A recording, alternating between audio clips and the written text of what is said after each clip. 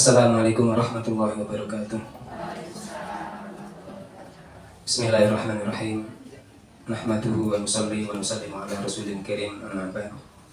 Alhamdulillah. Hadirin hadirat yang sama-sama mencari luasnya ampunan Allah, yang sama-sama mencari rahmatnya Allah yang paling luas dari segala sesuatu yang kita anggap luas. Pertama sekali kita tata hati kita tata pikir kita tata perasaan kita ulang kembali di antara poin-poin yang paling utama dalam bab tazkiyatun nafsi, membersihkan jiwa, membersihkan hati kita dari perkara-perkara yang tidak disenangi oleh Allah Ta'ala adalah ketika kita mampu mengembalikan seluruh kekuatan yang mendorong kepada kebaikan. Perkara itu kita kembalikan kepada hidayah dari Allah.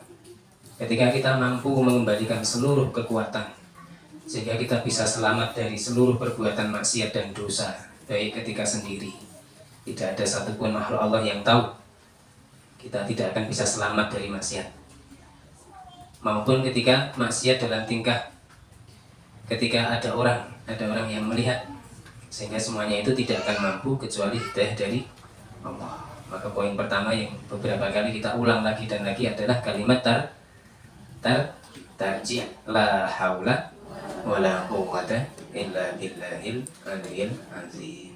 Insyaallah sudah tidak keliru wolo-wolo, karena sudah ada tahsin sama Ustaznya. Ya. Tapi memang seperti itu, Ibu. Orang-orang tua dulu itu lafadznya salah, ya. Tapi hatinya benar, kadangkala doa apapun jadi sembuh, ya. Sakit melafadzkan bismillah jadi bismillah Ustaz. Itu pun sembuh. Nggih, nggih. Mau putune kuwanes suntik gak mari-mari. Nani Mbak Putri kita sholat tahajud ya donga. Mbak Putri ini sudah sepuh, belum ada tahsin abata. Rumah judul belum ada waktu itu. Gitu. Bismillah. Bismillahirrahmanirrahim gitu. Tapi karena hatinya orang-orang dulu itu murni, keyakinannya sempurna, kadang kalau malah tidak. Nggih. Kalau sekarang ini kadang tahsinnya bagus. Alhamdulillah barokah ada tahsinnya. Tapi hati ini kadang kurang mantap. Mandi ora ya tunggu. Jadi nggak mandi betulan nanti. Maka lebih baik hatinya betul mantap kepada Allah, lafadznya juga benar. Kalau dulu lafadznya salah, hatinya mantap. Ibu-ibu yang dimuliakan oleh Allah Subhanahu wa taala, kita lanjutkan dirosah kita sore hari ini, melanjutkan beberapa kajian kita yang telah kita lalui kurang lebih sebulan yang lalu. Semoga masih ingat, semoga masih ingat. Ada satu hadis agar sempurna saya sampaikan. Ini masih melanjutkan beberapa kajian yang kemarin. Bismillahirrahmanirrahim. Bagaimana agar hati kita itu semakin hari pokoknya ta'alluq hanya pada Allah. Ta'alluq itu ketergantungan. Ta'alluq itu ketergantungan, sandaran totalitas kepada Allah. Itu minimal dalam dua hal tadi. Ketika kita melakukan perbuatan amal soleh yang kita pandang secara zahirnya itu berat, kita sandarkan kepada Allah. Sebaliknya kita pandang perbuatan yang sepele, alibata atau iso, itu pun kita sandarkan hanya kepada Allah, sehingga kemampuan diri kita sudah hilang. Kita merasa mampu, merasa bisa, merasa pintar dan lain-lain kita hilangkan ketika kita menghadap kepada Allah.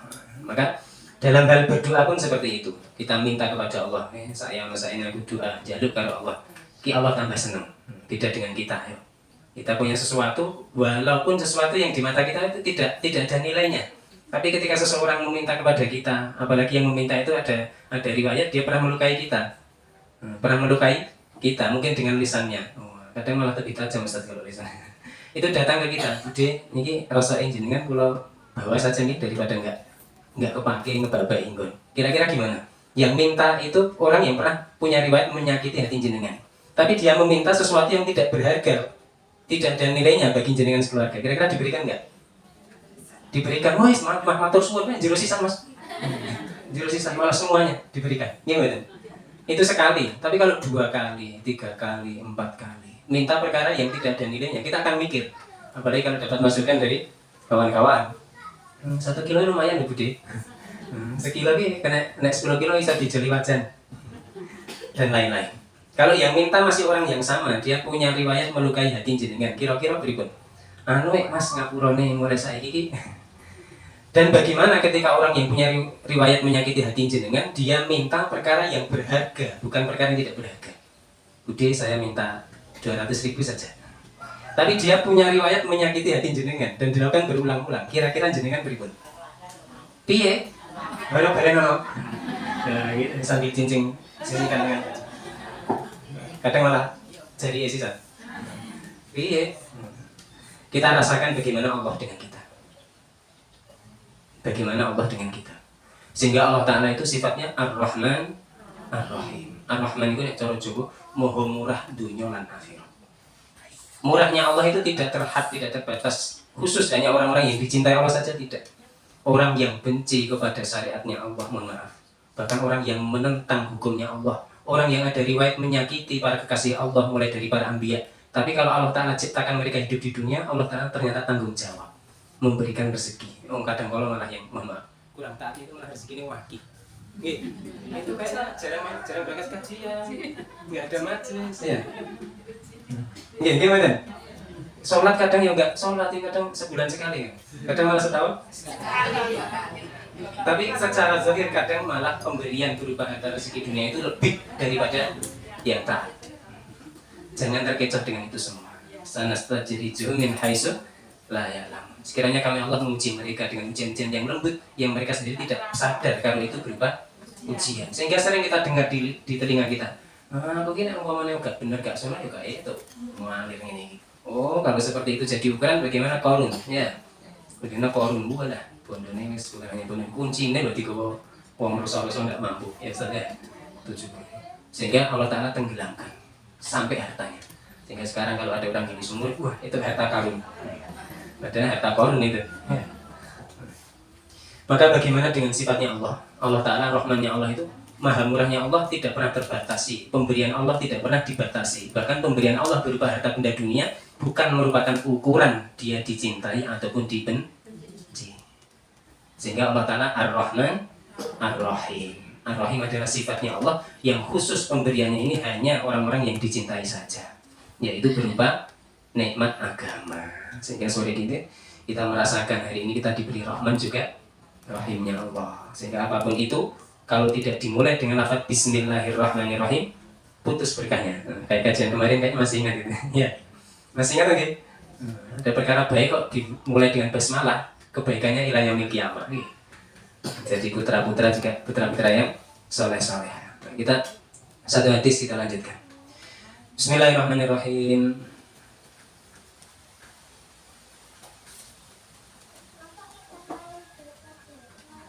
Ya ibadi, wahai sekalian hamba-hambaku. Ini yang berfirman Allah Ta'ala dalam hadis qudsi. Dilanjutkan hadis qudsi yang kemarin. Ya ibadi, wahai sekalian hamba-hambaku. Lau ana awalakum, seandainya sesungguhnya seluruh orang yang paling awal di antara kalian. Wa akhirakum, dan orang-orang yang paling akhir di antara kalian. Wa insakum, dan manusianya kalian. Wa jinnakum, dan seluruh jin-jin. Jadi jin manusia mulai awal sampai hari akhir. Jin dan manusia. Qamu mereka berdiri, semuanya berdiri. Fi sa'idin, berdiri di dalam bumi yang rata. Berarti ini bumi yang lapangan. Maka ada gambaran di benak kita.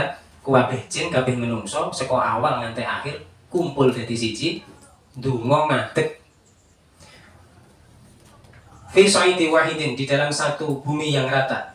Fas'alu, kemudian mereka meminta semuanya nih kepadaku Allah. Fa'ataitu, maka niscaya aku memberikan kulla wahidin, setiap satu orang, satu individu, mulai jin dan manusia tadi, mas'alatahu, kepada seluruh perkara yang dia minta.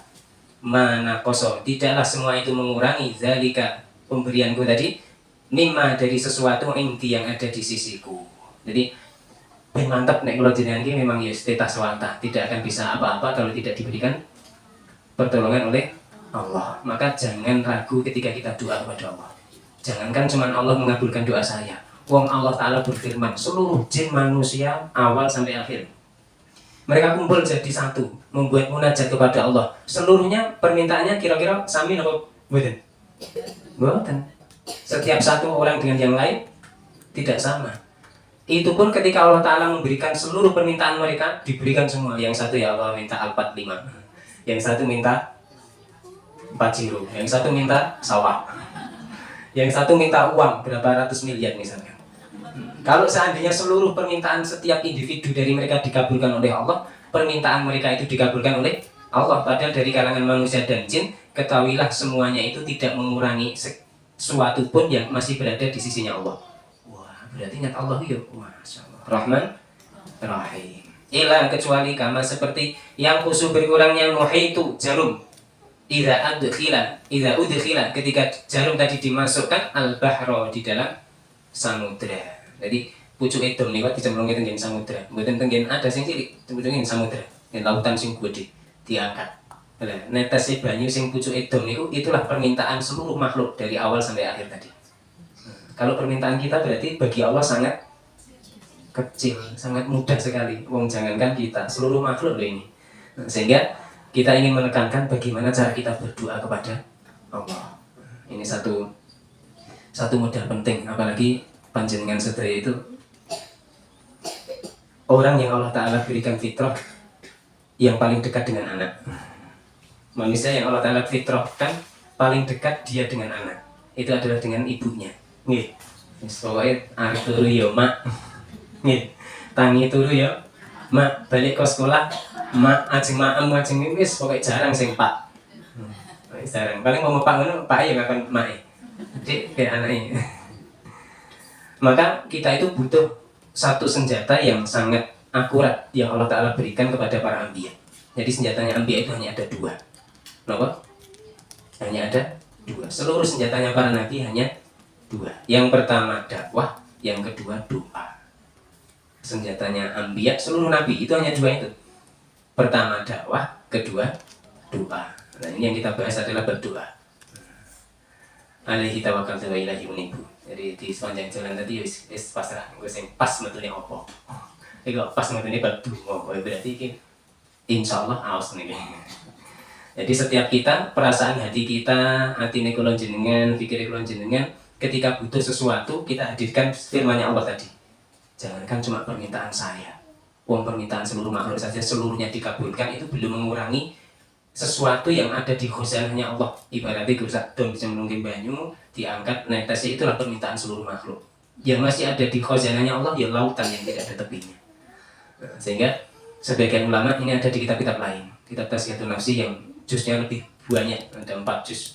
Itu diselesaikan selama 4 tahun, 1 juz 1 tahun. Alhamdulillah ditolong oleh Allah, kami dulu hatam 3 kali kitab itu. Di situ diterangkan. Terus bagaimana Ustaz? Kalau kita mau berdoa, sedangkan hati saya itu merasa enggak pede, sering mboten ngoten niku. Sering nggih. Nek kula pede terus tak. Nek kula pede terus tak. Oh, karena saya merasa butuh Allah, maka apapun keadaan saya tetap pede. Nah, di kitab itu, di juz terakhir, juz 4, itu sampai tak bunderi itu. Tak bunderi, tak kei muhimatu jidan. Wih, gati banget. Penting banget gitu. Tak kasih itu. Di situ dikisahkan bagaimana cara doa kita agar hati kita itu merasa pede. Bagaimana hati kita merasa pede ketika kita berdoa. Wong kita sudah yakin kita itu menempuh sesuatu apapun, kalau tidak ditolong Allah tidak akan terwujud. Berarti apa-apa kita sandarkan kepada Allah. La haula wala quwwata illa billah. Dulu ada satu makhluk yang makhluk itu sampai hari kiamat dijadikan figur makhluk yang paling jelek di antara makhluk-makhluk yang lain. Figur makhluk yang paling Allah Ta'ala benci, bahkan diazab oleh Allah Ta'ala. Sinten itu? Makhluk yang paling dibendu oleh Allah. Iblis. Sampai hari kiamat nih. Nenek moyangnya setan. Iblis. Kalau nek muring-muring ampun refleks nih. Muring-muring ampun refleks nih. Oh dah. Pinter wong yang menungguin. Oh pinter tenan. Pinter yang menungguin. Oh pinter tenan. Ketika berdoa dengan hadirnya hati itu kadang-kadang ketika sebagian orang dalam kondisi marah, itu malah doanya timbul dari hati. Buat dalam dungane elek. Wong ngono ki sangat nemoni apik kowe. Apik tenan. Dulu ketika Allah Ta'ala dalam sejarahnya menciptakan Nabiullah Adam alaihissalam, maka seluruh makhluk disuruh berwujud sebagai wujud memuliakan beliau, bukan untuk menyembah, tapi memuliakan.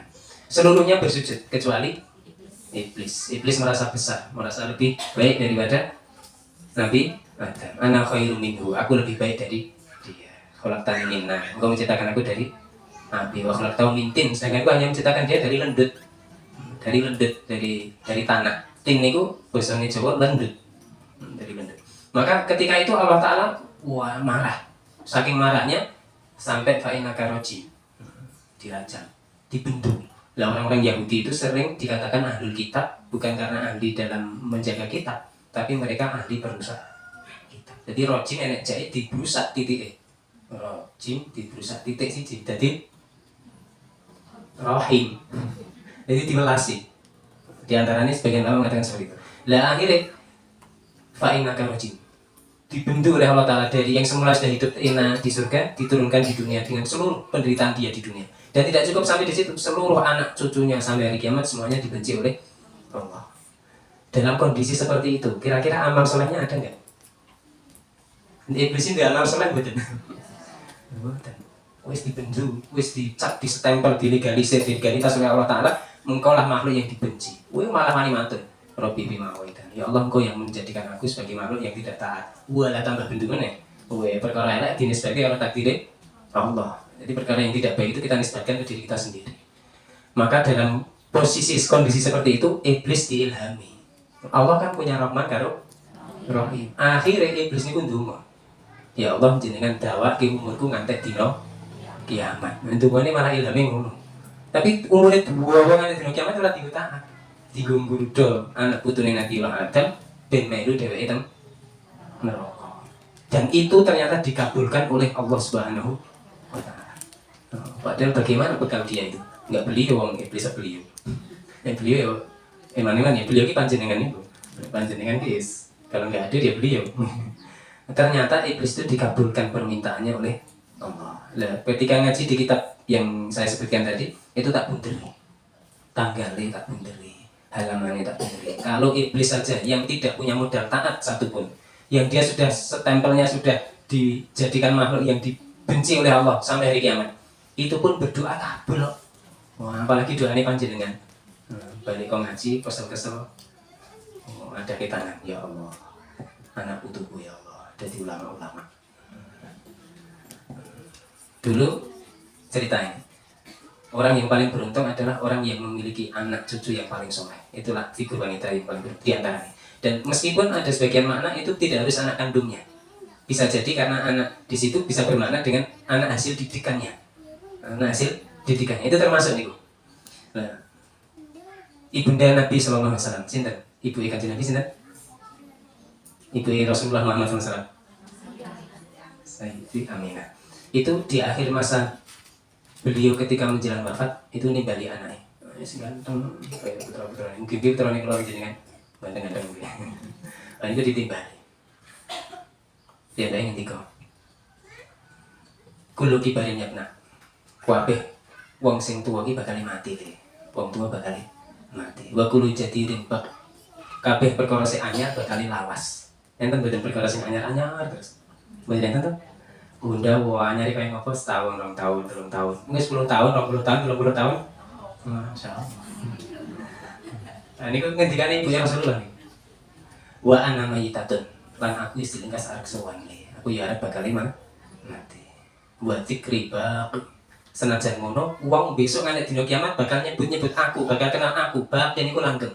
Saiki mboten wong saci-cici ibu Rasulullah sampeyan ngerti. Nek kaya kula jenengan mboten malah. Lanjutnya kami saat majelis ini. Yang lain lakot taraktu khair. Sungguh telah aku tinggalkan satu kebaikan yang paling baik di dunia ini. Sinten Rasulullah Muhammad. Dicekel kepala itu terus. Aku dikasih mati le ning senajan ngono kebaikanku sampai dina kiamat terkenang. Mergane kok aku wis ninggalke anak sing ganteng saleh kaya kowe. Wa walatu tuhra, dan aku telah melahirkan seorang figur anak yang dia itu dalam keadaan suci, yaitu Muhammad sallallahu alaihi wasallam. Sehingga di antara doa ibu niku wis pokoke mati. Kata guru saya, kapan santri, kapan murid, kapan mahasiswa, kapan anak kok ngaji ditempuh, didorong dengan ibu, 90% dia berhasil. Nah, padahal anak kula mondok Ustaz, tapi kula nang omah, jenengan melu mondok ning omah. Kemarin kami mendaftarkan beberapa santri di pondok itu gitu. Di antara nasihatnya, ini yang mondok bukan anaknya lo ya, orang tuanya juga mondok, terutama ibunya. Terus caranya gimana? Buat doa. Nah, agar kita punya hajat-hajat yang banyak tadi, kita dikabulkan kepada Allah Ta'ala, kita butuh doa. salah satu caranya mboten sah minder. Ya Allah, aku koyo ngene kok ndonga. Ki patut ora ya kira-kira. Nek mungguhi kula jenengan mboten patut, tapi nek mungguhi Allah kita harus ada rasa husnudzon. Saya yakin doa saya ini pasti dikabulkan. Oh, dengan iblis dikabulkan. Masa doanya saya tidak dikabulkan? Lah ternyata kita punya hajat itu harusnya 1 hari 2 hari, 1 minggu 2 minggu, 1 pekan 2 pekan, sebulan 2 bulan. Harusnya sudah cash. Terangannya dereng. Pripun niku? Nah, ini ada di kitab namanya kitab Hikam. Sayyidina Athaillah Sakandari. Beliau menyebutkan di antara adabnya orang berdoa. Ini yang keluar dengan yang saya kaji persiapkan lain. Tapi memang yang terbaik mungkin insya Allah ini kita doa. Niku cara Jawa ini ngeten, cara bahasa Indonesia nih. Ketika engkau memanjatkan satu munajat doa kepada Allah, ketika engkau memanjatkan satu doa permintaan kepada Allah, kemudian Allah Ta'ala mengundurkan terkabulnya doamu, maka yakinilah agar tidak, mungkin apa ini? Agar tidak menjadikan hubunganmu kepada Allah Ta'ala menjadi buram, keruh, maka keyakinanmu harus kamu rubah. Ngerti kan Sayyidina Athaillah? Bagaimana keyakinan kula jenengan? Karena Allah Ta'ala pasti mengabulkan doaku, tetapi Allah mengabulkan menurut waktu yang dikehendaki oleh Allah, bukan menurut waktu yang saya kehendaki. Menurut jalan yang Allah Ta'ala takdirkan dan kehendaki, bukan menurut jalan yang saya kehendaki. Dan menurut cara yang Allah Ta'ala kehendaki, bukan menurut cara yang saya kehendaki. Berarti nek ngurung donga iki penting nih berarti. Tidak ada satupun doa seorang yang tidak dikabulkan oleh Allah. Niku mangken dengan kitab Hikam. Ketika engkau memanjatkan satu doa, bermunajat kepada Allah tentang sesuatu, ndelalah kok secara zahir belum terkabul menurut waktu yang kamu kehendaki. Sering mboten niku? Wah, sering. Kadang malah aku wis ndonga saya ini lho. Wah, sering iki apa salahku? Sing bisa ngomong ngono, ya oke. Apa? Malah nesu jadi. Ya oke banget malah rumong salah disalahi malah salah sing gede nggih. Rumong salahku ki apa? Nah, itu kalimat yang akeh. Salahku ki oke. Lah niku malah bener. Maka agar hubunganmu kepada Allah tidak menjadi keruh, kamu rubah keyakinan kamu. Bagaimana? Allah Ta'ala pasti mengabulkan doa saya, tapi menurut waktu yang dikehendaki oleh Allah, bukan menurut waktu yang kita tuntut kehendaki. Dengan cara yang Allah Ta'ala kehendaki, bukan menurut cara yang kita tuntut kita kehendaki. Sehingga ada sebagian riwayat sering kita dengar mungkin dari Ustaz dan para asatidz di sini. Ada seorang yang doa. Ternyata doa itu minimal pasti dikabulkan. Ada yang sifatnya cash, minimal nanti ngoten niku. Kula jenengan minimal nanti ngoten niku. Di hajat ngene cash. Ya teng mriki mewah, dapat sawah. Ini cerita bapak kula niku, bapak kula almarhum. Beliau wis nanti praktek karena seorang petani. Seorang petani itu gregeten. Oh, suarahe yang wilayah panen ini diserang karo nek mboten tikus pasukan darat, pasukan angkatan udara ya. Malah mano. Wah ini diobati apa kontak terus. Bapak kula gregeten. Aku di senjata kok ora taksah le. Wih, kaget senjata apa Pak? Dungo. Wah, mantap. Kene sing santri malah isin akhir. Oh iya. Mas, akhirnya enggak wudu. Akhirnya Bapak enggak wudu. Nek salat awan ki ora pate patut jadi. Jadi salatnya bengi, mulai ning sawah. Salat niku. Salat hajat. Dungo. Sampai saat ini, kalau cerita mboten jare. Sampai saat ini, insya Allah, bar niku sampai saat ini, doanya saya murakabi. Niku kuapan kiwatan dipangan niku nggih kula mboten. Dan mulai detik niku, ki kula yakin ngangen-angen tak critakne kali garwane, kali sedulur iki dungane Pak iki piye. Dadi kiwatan ngendikan walang sangit niku sing paling kathah. Niku mau diliwati. Padahal cara nggih kula niku paling sering ketinggalan timbang yang lain. Liyane wis do nyebar napa? Rabone kula lagi mulai nyebar wine. Jadi letih suwe nih, hampir 3 mingguan kan. Jadi panennya otomatis terakhir. Dan itu lagi kulo. Jadi panen yang paling terakhir kulo. Tapi alhamdulillah baru kayak dungon itu ternyata muhakapi ya cara Jawa nih. Nah di antara caranya, kapan kita berdoa harus merasa doa kita itu pasti dikabulkan Allah. Ojo merasa mboten layak. Nek merasa mboten layak ki apik. Tapi nek setelah tidak layak terus tidak berdoa, itu loh yang bisikan setan. Kowe ki wudu sik kono lho wudu. Padahal posisinya di tengah alas. Wudu banyu ra enek. Oh tayamum aku kira memenuhi syarat tayamum. Surat tayamum nih. Jadi tiga kan. Syarat tayamum iki ora fakdul ma, ora kesepen banyu. Pemahaman yang ramai ya sing canda. Wis, doa tidak harus semuanya. Meskipun doa itu yang memang wasta'inu bis-sabri was-shalah. Carilah pertolongan Allah dengan sabar dan sholat. Semua harus ada keyakinan doa kita pasti dikabulkan oleh Minimal seumur hidup itu insya Allah setiap muslim muslimat dia ada riwayat sejarah pernah berdoa cash dikabulkan oleh Allah. Wih, akhirnya mantep nih. Kita orang masuk akal nih. Wah, akhirnya kok cash. Nek dereng ngatik tuh berarti. Dilatih tuh. Lah pripun dereng khusus kita wis sak rupa-rupane. Pokoke wingi kan sak rupa-rupane sak untung ibu malam mujure luhur gedang. Pokoke mantep sedadep krakep manut sing ning. Apa nih? Ini cara betul dicatat nih langsung mancing nih. Ini password nih. Passwordnya pokoknya sak rupa-rupane sak tumibo malam mujure luhur gedang wis. Pokoknya mantep sedekap kerakep manut sing neng. Sing neng arep ganggu meneh jenengan. Ban iki pas gendir oleh-oleh apa buke? Anu Pak ya. Oleh-oleh terang ini sedekap kerakep mantep manut sing neng. Ki sing neng arep jenengan Pak. Mulai engko bengi dilatih. Di dungo iku dilatih. Jadi ibaratnya ngeten. Seseorang niki nek cara ngen dunia persilatan. Niku ada misalkan ada samurai katana ya Ustaz ya. Orang-orang karateka niku karena merasa gerakannya kaku, mereka butuh senjata yang panjang. Lebih panjang dari tangannya. Tapi wong silat merasa kelebihannya dalam lincah awal. Dan kungfu kan lincah awal. Mereka butuh senjata yang pendek. Kan ngoten. Lah iki ulah ndek senjatane bagus. Paku ya kotor tenan badan. Ampun meneh nek jadak. Ampun meneh malah tinggal dapur ibu-ibu nih. Ngerasani apa niku?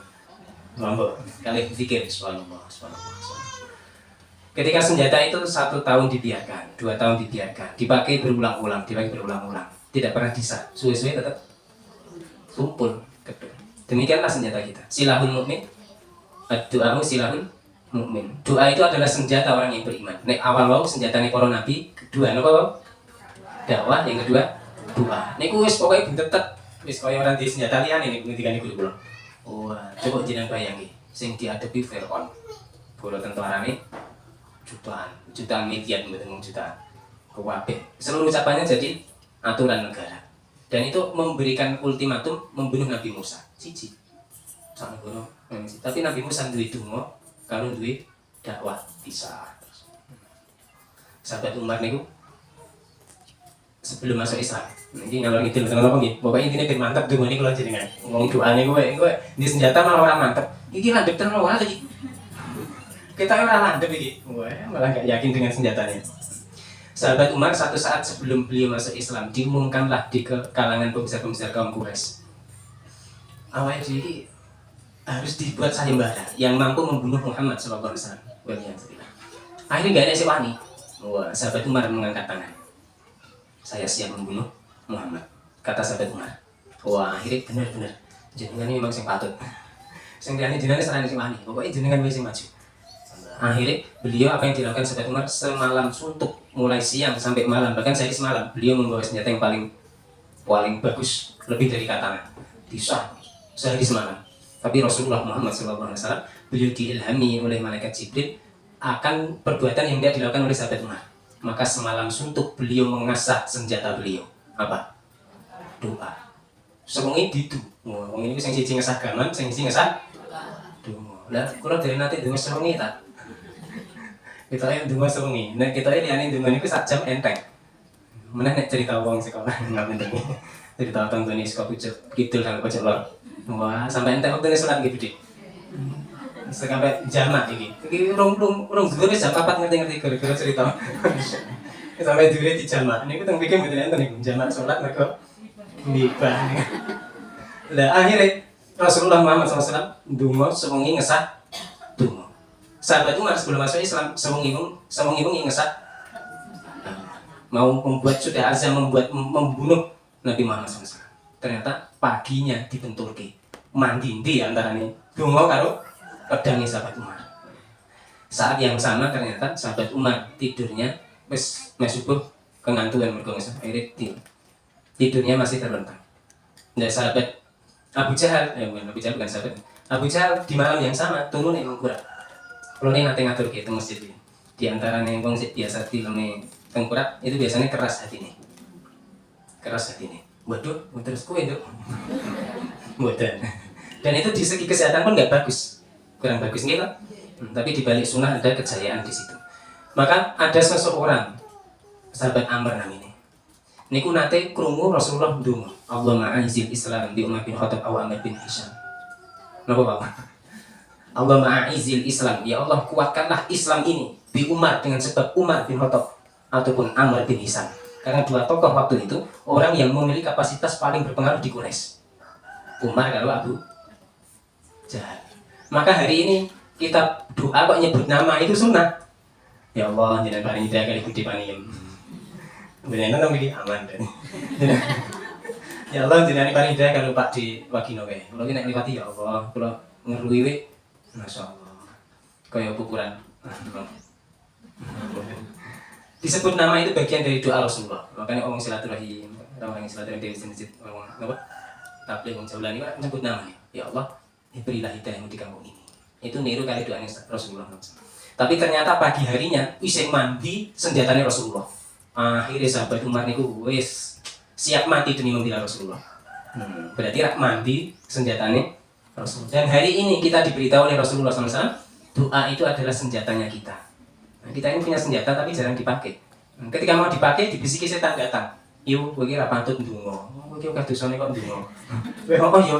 Oh, yo rasan ndonga bae ngono. Rasan ndonga. Wis nek sak iso-iso dilakoni dhewe, yo ora iso tenan akhire. Nggih mboten. Wong nempuh gegayuhan iku nek tiyang Surian kan diriwangi mujahadah, rialdo, tirakat mboten. Tirakat ndonga niku.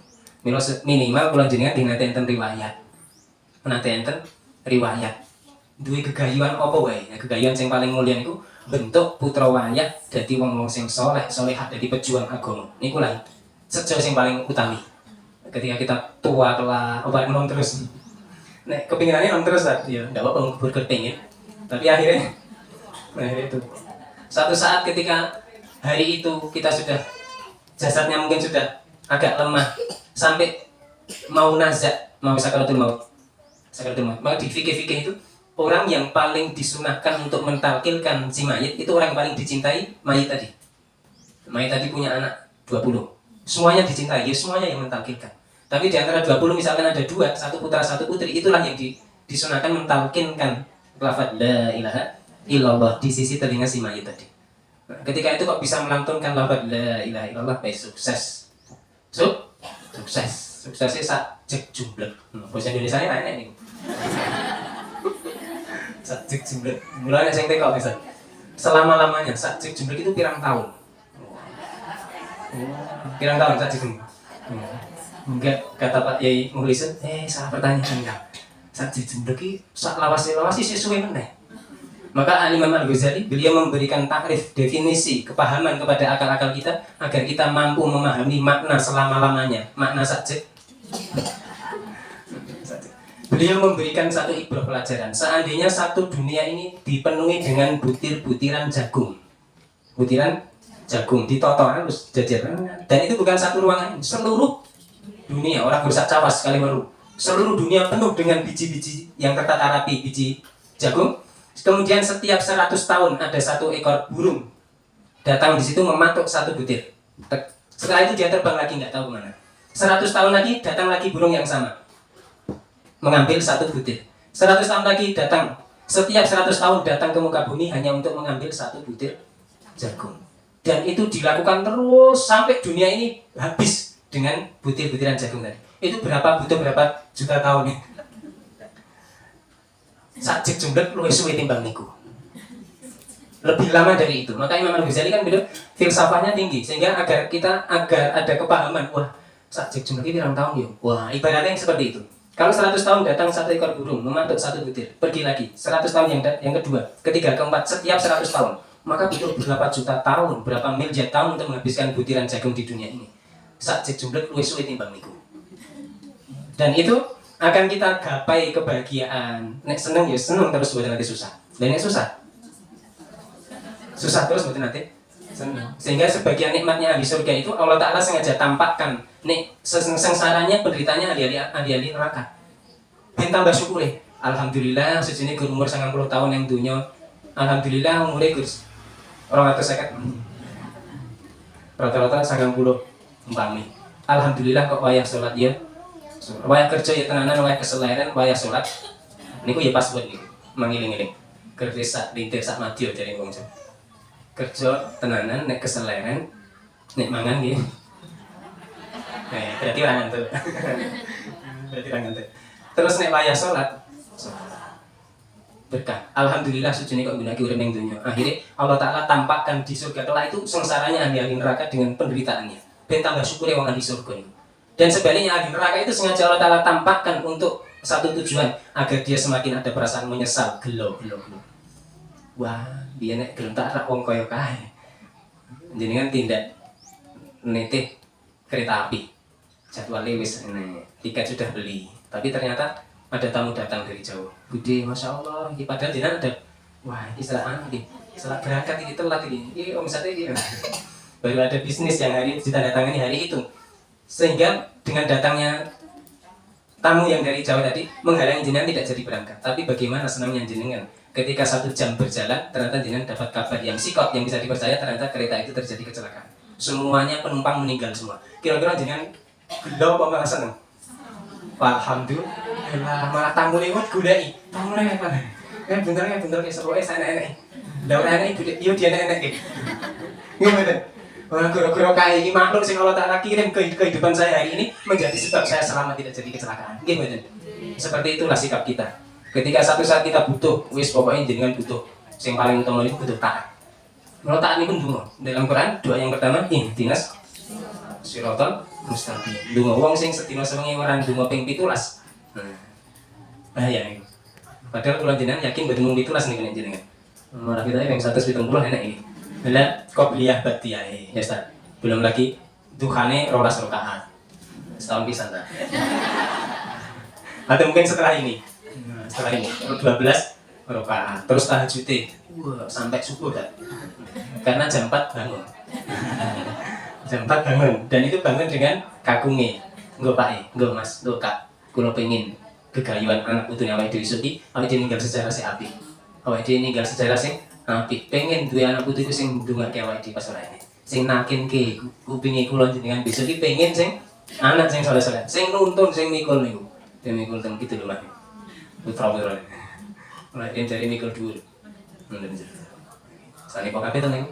Nah, akhirnya sing ndongake setiap hari, setiap 5 waktu. Akhirnya kula jenengan pun mboten enten, tapi gudang itu sampai hari kiamat. Muga-muga ngoten. Dan iku mboten lepas saking usaha niku kula jenengan sing rupi doa. Maka ketika doa jangan pernah mau dimasuki was-wasnya setan dengan perasaan kamu enggak pantas doa yuk.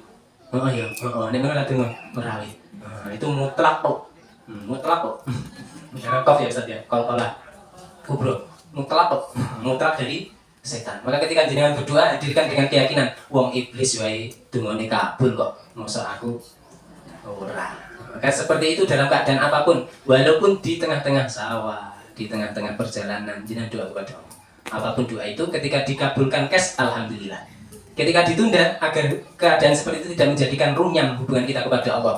Apalagi sampai suudzon, ini aslinya ini, wah nggak boleh.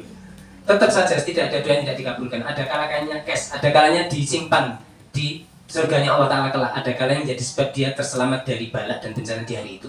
Harusnya tertimpa balak bencana musibah, tapi berhubung dia banyak doa, banyak amalan. Wong salat duha ini rolas asih Ustaz. Dengarnya 12 bulan sekali ya. Semoga kita Allah Ta'ala senantiasa bimbing. Kita doa betul-betul kepada Allah. Kita memang butuh pertolongan Allah. Nah, butuh pertolongan itu adalah jalurnya lewat doa. Doa silahul mukmin. Saya itu diberi pusaka dari Rasulullah berupa doa. Proposal yang Gusti Allah itu doa. Jadi sing memahami ini proposal yang Allah ini. Proposal ini minimal tak atur ke sisan. Yang apa penutup nih. Minimal proposal sing mandi niku serba 2. Jam 2 malam, 2 rakaat, 2 tetes air mata. Password pun telu tak ceng password. Wow, mantep sedekap kerakep. Manut kagungi sing neng pas salat niku maksudnya. Lajeng sing terakhir niku napa? Alhamdulillah. Mboten berarti disatu tenan iki. Disatu tenan iki. Jam 2 malam, 2 rakaat, 2 tetes air mata. Itu insya Allah cash nih, proposalnya itu insya Allah nanti. Buatan saya tanda tangan di sini. Cukup 2 rakaat, doa pada Allah. Hajat kita yang paling besar adalah kita dijadikan sebab terlahirnya ribuan jutaan manusia-manusia soleh dan solehah, sehingga kita kelak soal kepada Allah Ta'ala. Allah Ta'ala masih membuka kebaikan asbab diri kita hidup tidak lama di dunia. Mungkin ngoten. Allah manfa'na bima 'allamtana wa 'allimna bima yanfa'na wa zidna ilman nafi'a warzuqna fahman wasi'ah. Sebagai menutup, barangkali ada yang dibahas, ada 1-2 pertanyaan berhubungan dengan doa, saya persilakan.